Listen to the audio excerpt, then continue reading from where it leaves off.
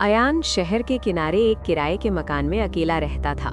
ये एक पुराना घर था जिसकी दीवारों में दरारें थी और फर्श चलते ही चरमराने लगती थी। दिन में ये घर सामान्य लगता था, लेकिन रात होती ही अजीब सा बेचैन कर देने वाला महसूस होता था। मकान मालिक ने ये घर बहुत सस्ते में और बिना ज्यादा सवाल किए किराए पर दे दिया था, जिस पर अयान ने उस समय ध्यान नहीं दिया। परेशानी बिस्तर से शुरू हुई। हर रात जैसे ही अयान बिस्तर पर लेटकर लाइट बंद करता, उसे बिस्तर के अंदर से धीमी सी फुसफुसाहट सुनाई देती। ये आवाज़ न दीवारों से आती थी न छत से, बल्कि ठीक उसके नीचे से।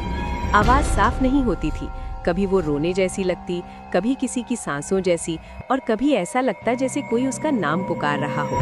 इन सब के कारण अयान ठीक से सो नहीं पाता, थकने लगा और काम पर उसका ध्यान भी भटकने लगा। उसने संगीत, वाइट नॉइज और तर्क का सहारा लिया।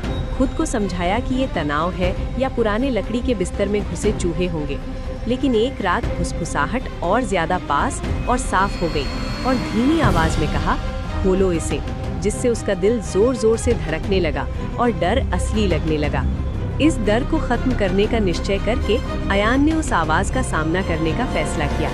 देर रात जब फुसफुसाहट फिर लौटी तो वो बिस्तर से उतरा और नीचे बने स्टोरेज का दरवाजा खोल दिया।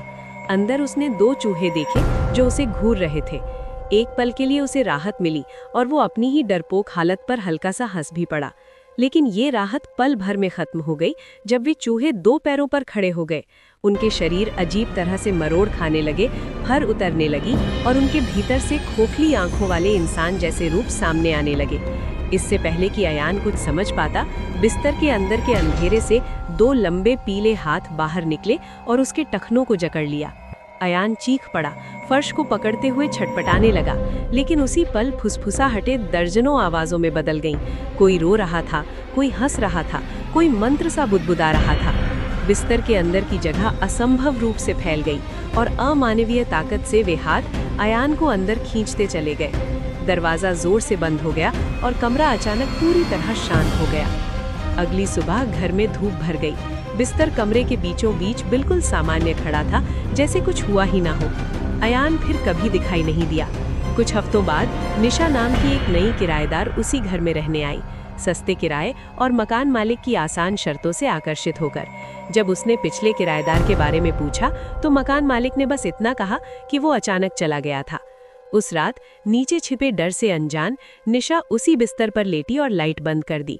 जैसे ही सन्नाटा छाया, बिस्तर के अंदर से फिर वही धीमी बुलाती हुई फुसफुसाहट उठी, वही शब्द दोहराते हुए जो अयान ने सुने थे,